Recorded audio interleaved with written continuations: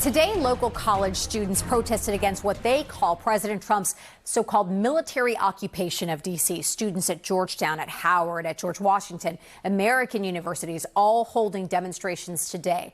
News 4's Paul Wagner caught up with some of the students involved.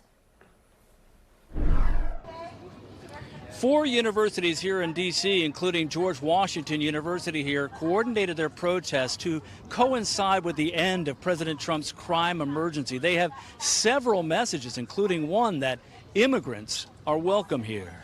Say it loud, say it clear. Immigrants are welcome here. The students say they decided to protest today, not just because the crime emergency is ending, but as they return to school, they have been met with what they call, quote, an unprecedented display of federal overreach. I came out here for a couple of reasons. The first one was to protest Donald Trump and to let him know that George Washington University and the students here do not stand with him, but also to tell the university to not capitulate with him and the demands of the Department of Justice and to stand up and fight back like other schools like Harvard have. After a spirited few minutes chanting their positions and where they stand, the students moved off down the street and headed for the university president's home.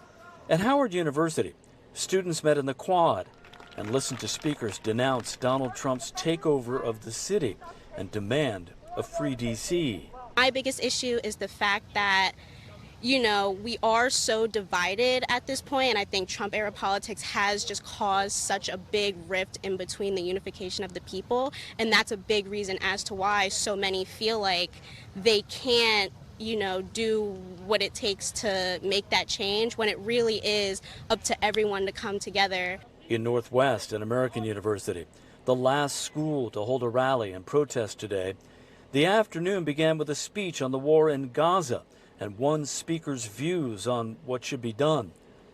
On the other hand, students who showed up carried signs and had other messages for the Trump administration. We want control back over our city. We want to be left alone. And there's also a message to our campus admin here, and that's that we want them to stand with us and protect events like this, which they've actually been quite good at doing recently.